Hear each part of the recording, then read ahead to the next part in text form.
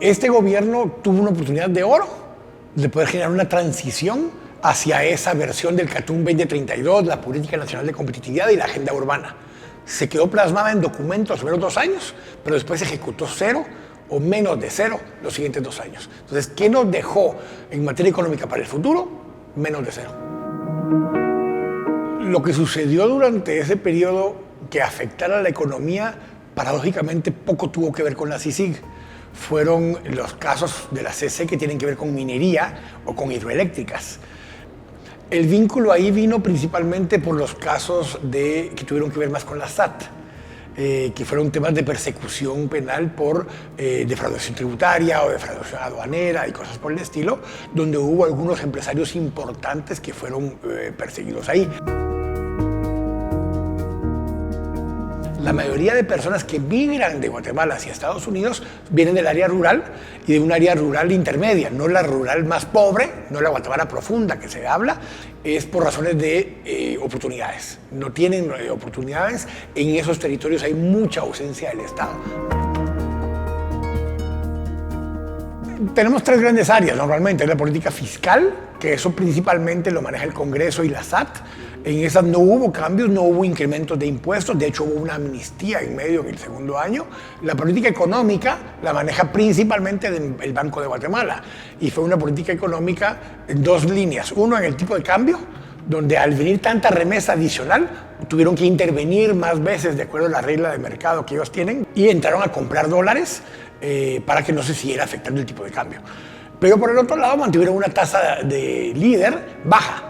Eso lo que permite es que hay más disponibilidad de quetzales en el mercado también. Y vinculado a las dos, porque es un resultado de ambas, las reservas monetarias casi se duplicaron o se triplicaron en este periodo. En 4 años, esas cosas lo que te indican es que el Banco de Guatemala lo que busca siempre es estabilidad. Y la tercera, en todo caso, tiene que ver con la política de inversión pública, que es el tercer eje que permite que pueda haber movimiento. Esa estuvo muy baja. Tuvimos muy poca ejecución presupuestaria en los 4 años, incluyendo este, y tuvimos muy baja inversión pública en infraestructura en los 4 años, incluyendo este año.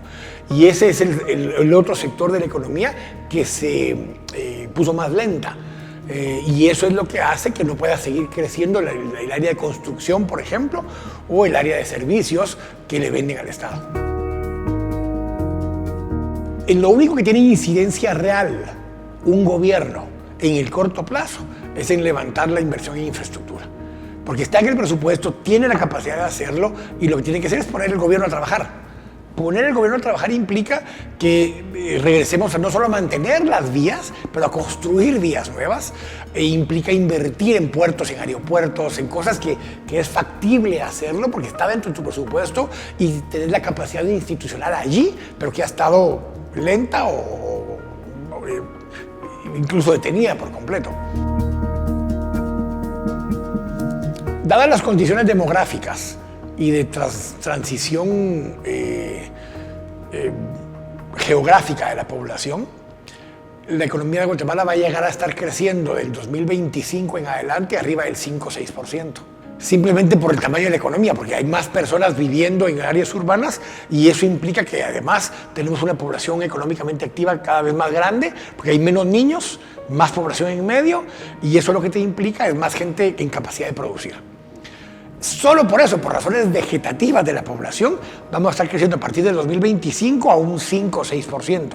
Entre aquí y el 2025 creceremos en promedio entre 3 y 4%. Eso quiere decir planificar las ciudades, invertir en infraestructura urbana, invertir en infraestructura que conecte las ciudades e infraestructura que conecte las ciudades con el resto del mundo. ¿Hacemos eso? Tienes un crecimiento de ese tipo.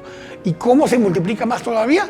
Invirtiendo en una cosa adicional: nutrición, salud y educación de la población más vulnerable, en infraestructura y en la gente.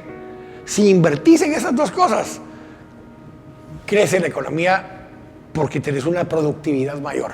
Si no invertimos en eso, la población igual va a crecer y lo que va a crecer es la pobreza y la desigualdad.